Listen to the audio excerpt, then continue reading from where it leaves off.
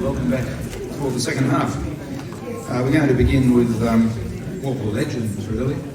There's no other real way to describe Martyn Wyndham-Read. Someone who was there at the very beginning of the folk revival in Australia, and has been with it ever since, not only in Australia, of course, but also in Britain and other places around the world.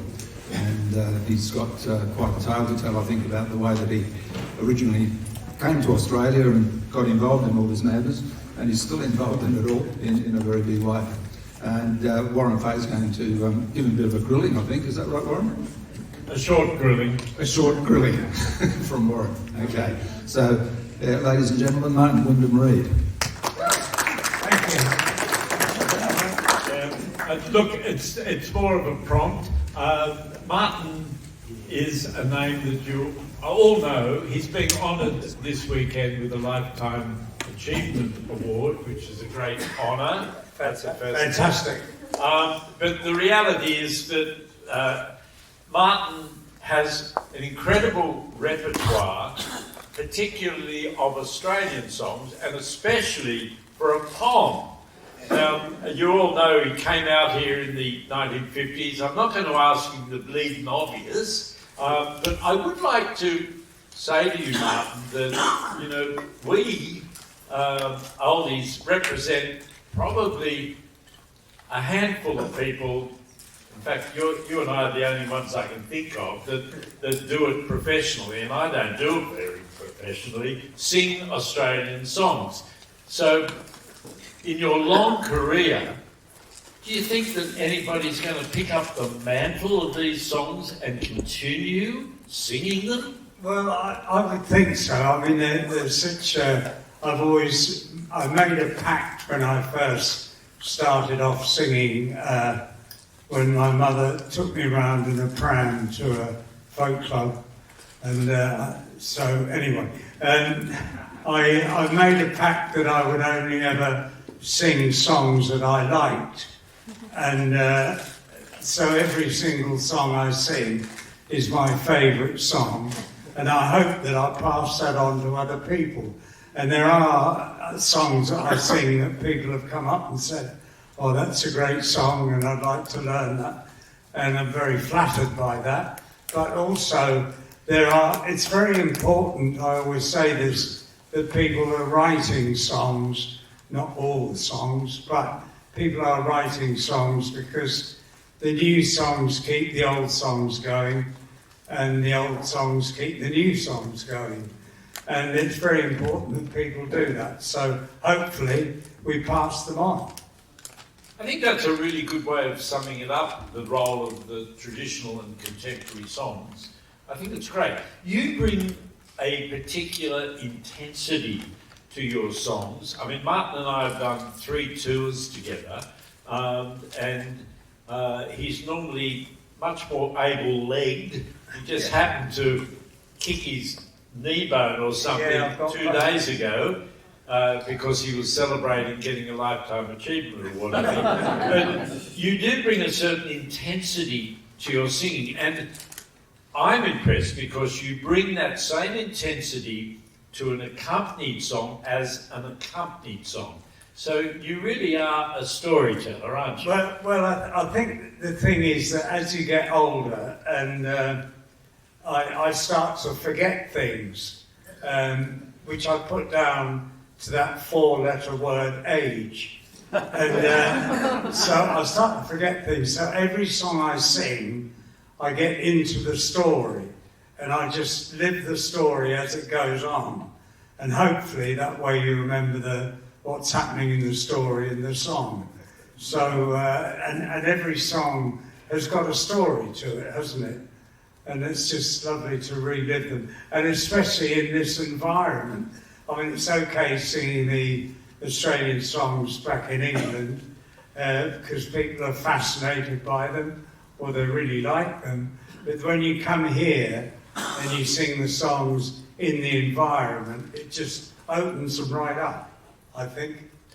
Can I just take you back to the 1950s when you came here as a young bloke to go and work in South Australia, Had you heard Australian songs before, possibly from Bert Lloyd? No, I didn't know Bert then. And what actually happened? Actually, my first introduction to folk music was when I was about 7 years old, and I was unaware of it. But my mother used to take my sister and I over to Ireland, and we stayed with some people called Corbett. I can remember it to this day, Pauline and Ted Corbett, and they lived in a village called Templemore in Tipperary, and we'd stay in their house. I was about 7, and my sister was about 9, round about that. And Pauline Corbett used to walk around doing the dusting and whatever, singing songs. And one of the songs she sang was Patsy Fagan, which is a pretty, hello, Patsy Fagan, you hear the girl. You probably know that one. And then the other one she sang was, oh, soldier, soldier, will you marry me with your musket, fife and drum? And those two songs I just still remember. And as I say, I was only about 7 years old then, so I still remember them. But then when I came out here, mainly through my grandfather, he had connections with people all over the world, and he had connections with people called the Faulkners, who owned a sheep and cattle, I think more a sheep station in New South Wales, Haddon Rig. And he managed to talk to Faulkner, and I got a job as a Jackeroo on a subsidiary station from Haddon Rig, a place called Emu Springs in South Australia. And whilst we were there, the manager of the station, a bloke called Sandy McCurdy, I think it was, who was very keen on cricket. And in fact, I think his 2 sons were opening bats for South Australia and even played Test cricket for Australia. And Sandy McCurdy was very keen on cricket, and Australia beat England the Test match or something, and to celebrate this, Sandy McCurdy bought a load of beer and wine and things to have a big celebration out on the station. And at that time, I used to play the guitar just because back in England, before I came over to Australia, a thing called skiffle music was very popular, which was sort of American work songs and songs. And in our local village, I had a good friend, Colin Gates, who played the guitar, and we sang skiffle songs together. And I brought the guitar out to Australia with me, and after we'd had a few beers at the station, Sandy McCurdy said, go and get your guitar and sing us a couple of songs. So I went out and did that and sang these songs.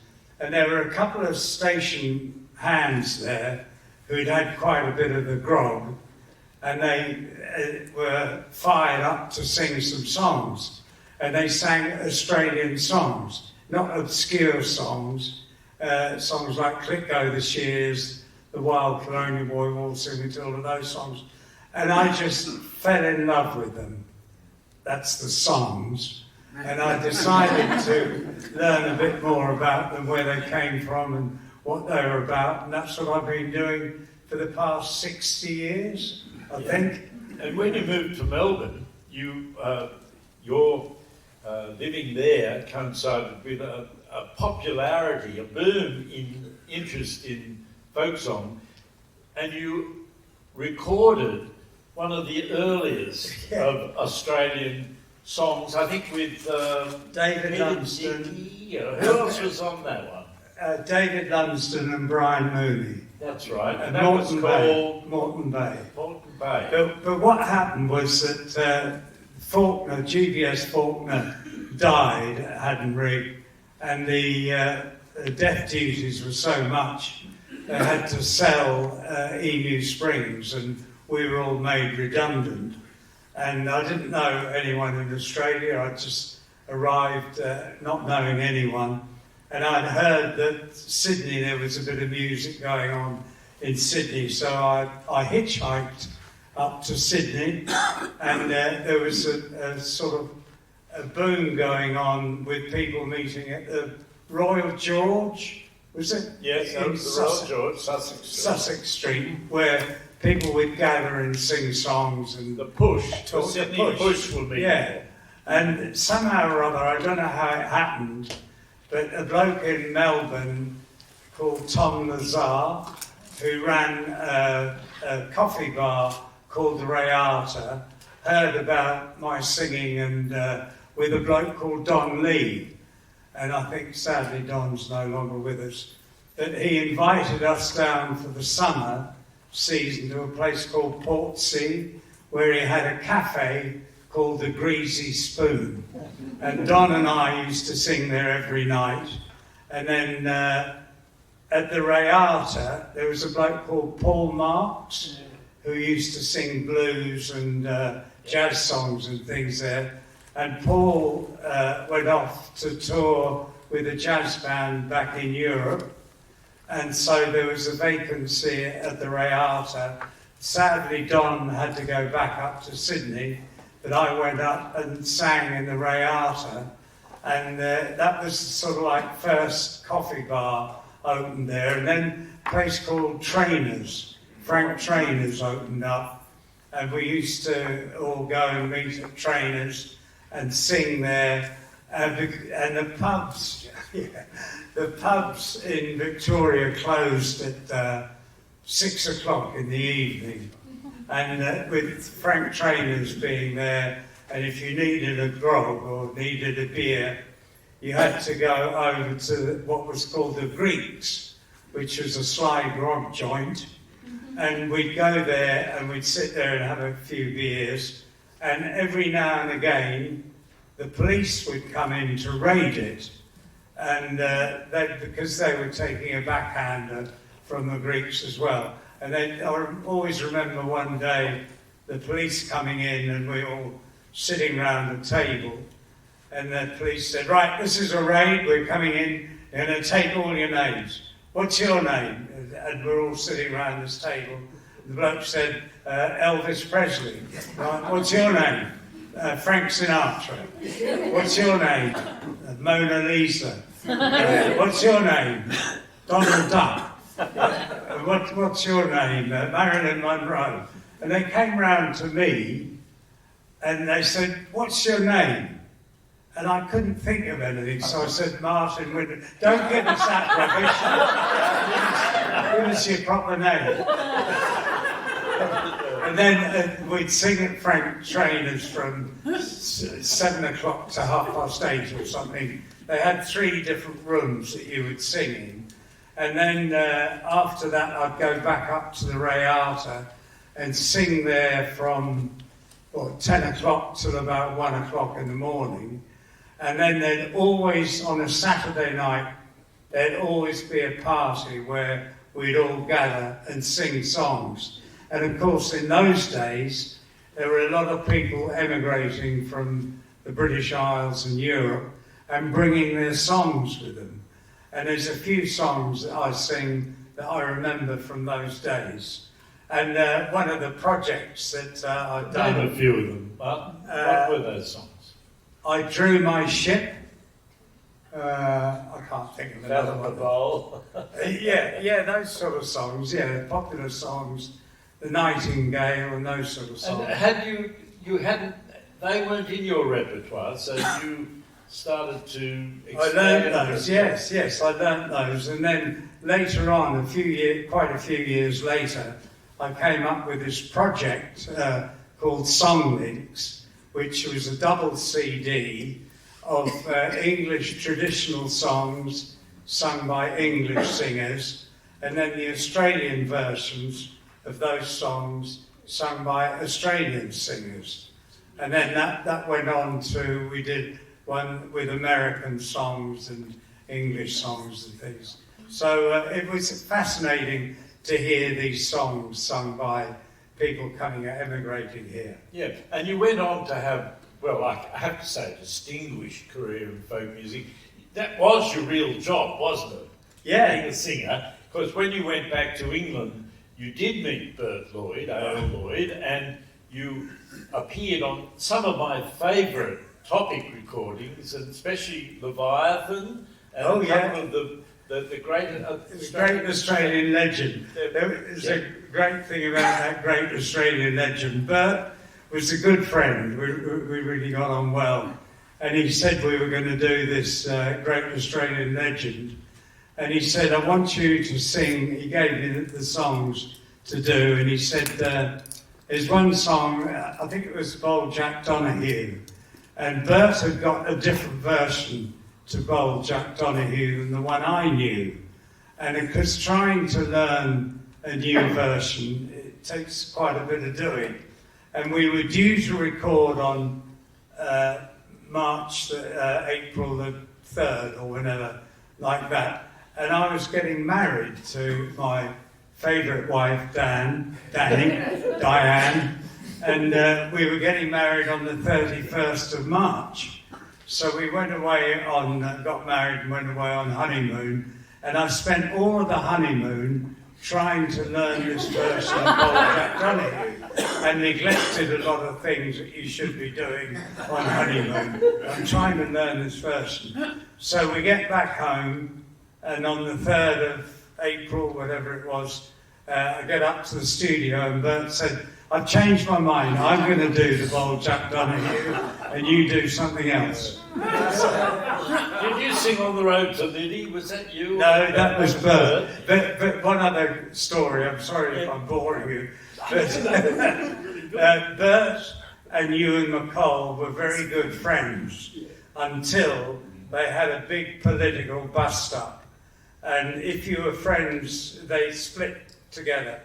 And if you were friends with Bert, you weren't friends with Ewan McCall, because there was this big rupture.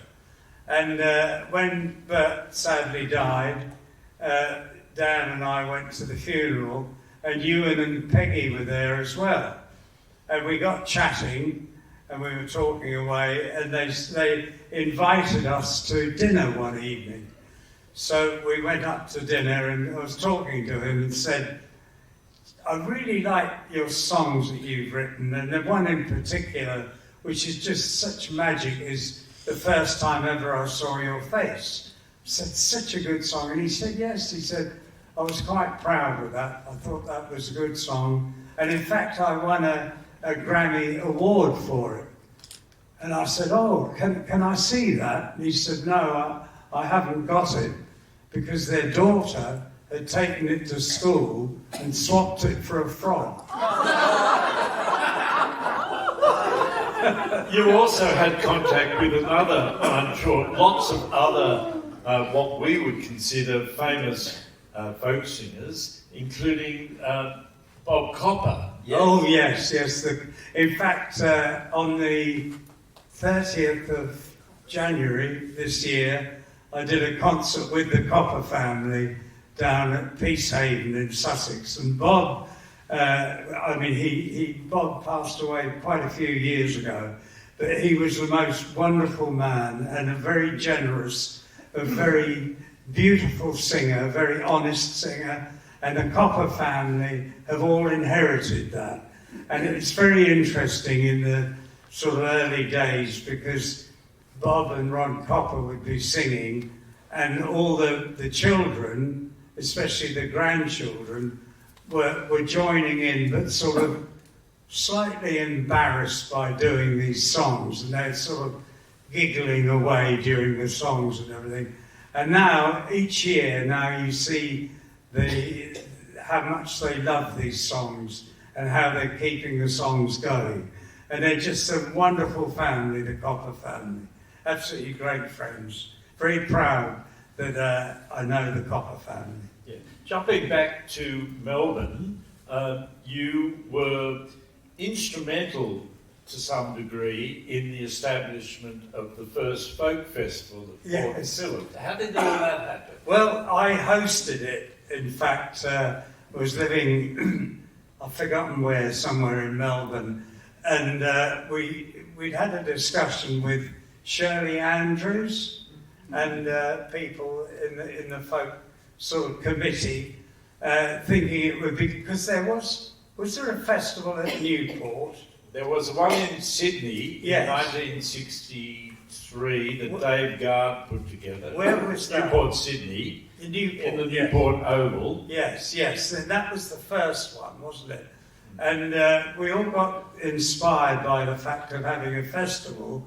So we got together, a few in the sort of folk world, and I hosted the evening, and we all talked about how we should run a festival and do it in a different city each year, I think it was. Like you'd hold it in Melbourne one year, and the next year it would be in Canberra, next year Sydney, and go round Australia doing it.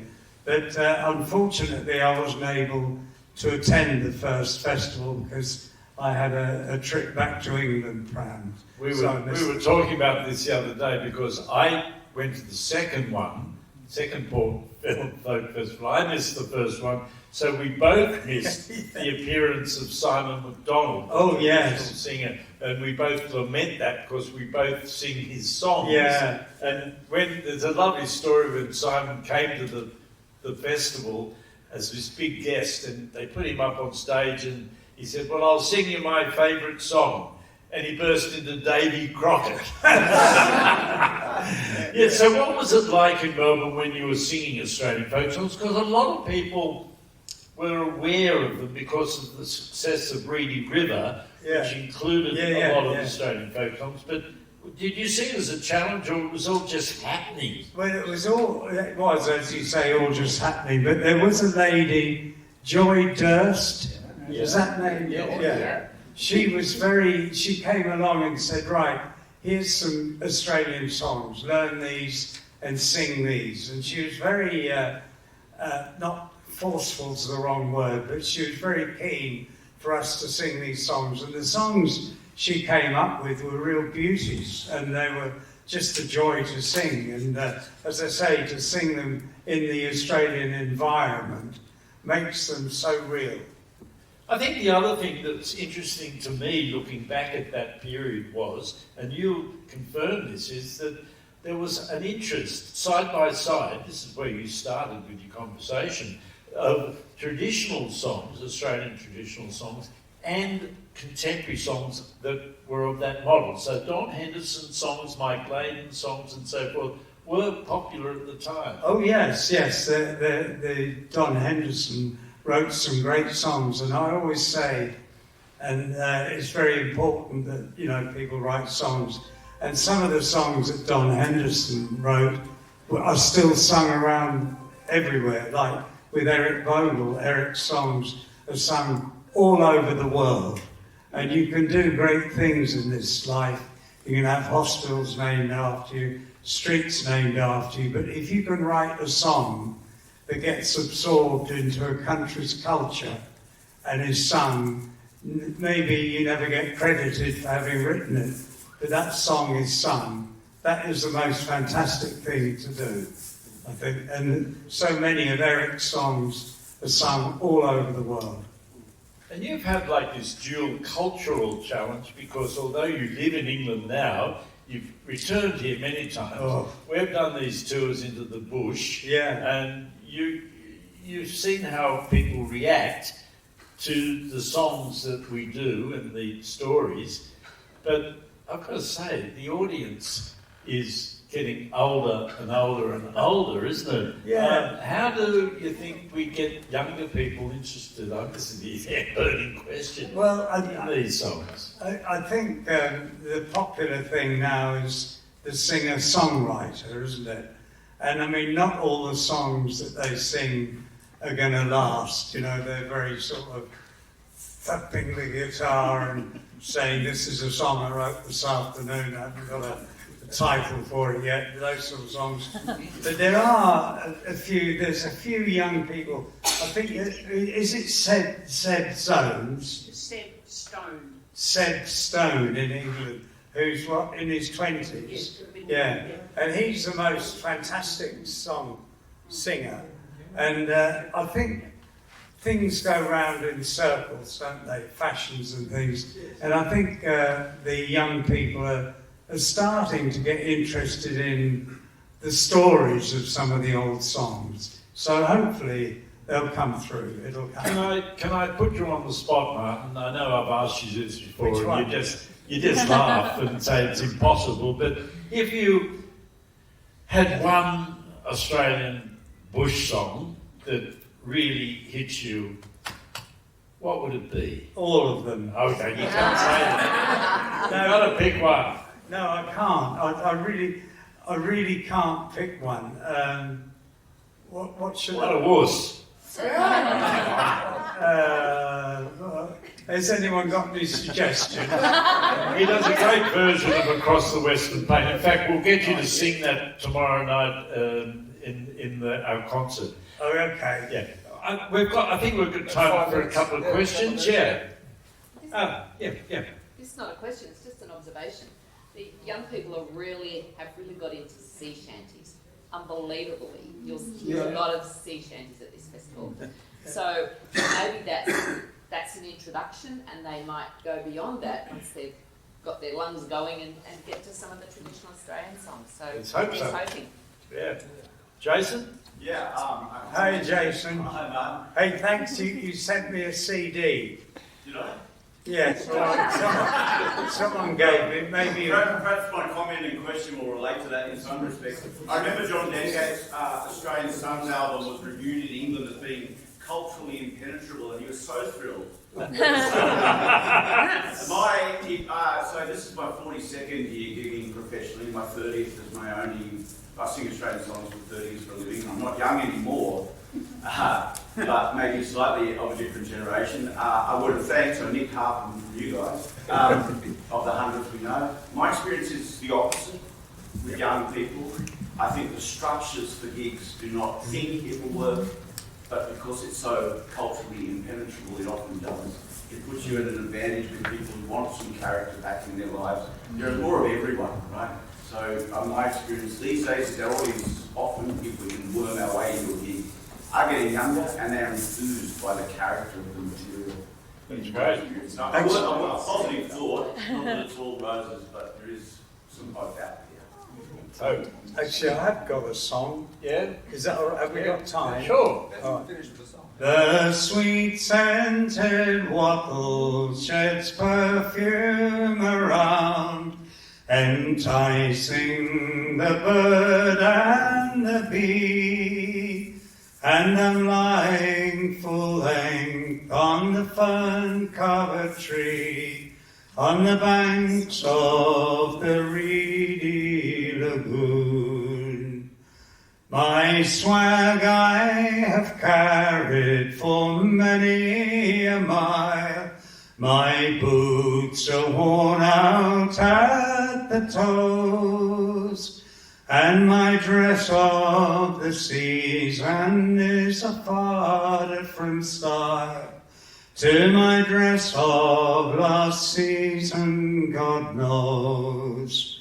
My cooking utensils, I'm sorry to say, consist of a knife, fork and spoon, but there's bread, beef and tea in the battered jackshade on the banks of the reedy lagoon.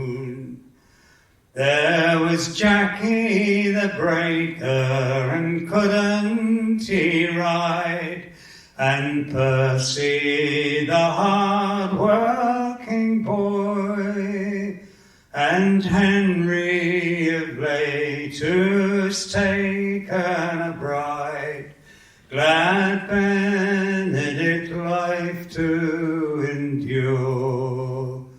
And Big Jock the stockman, I once heard him say, he could wrestle the famous Muldoon, but they're far, far away, and I'm lonely today on the banks of the reedy lagoon.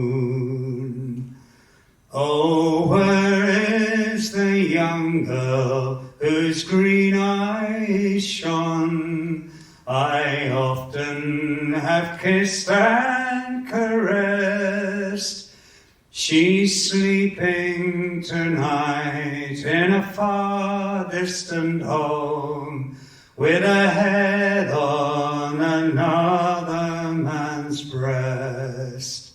She said she'd be true, and my life she would share. It's hard that such things have to be, and it's hard to keep square when she doesn't care. On the banks of the river.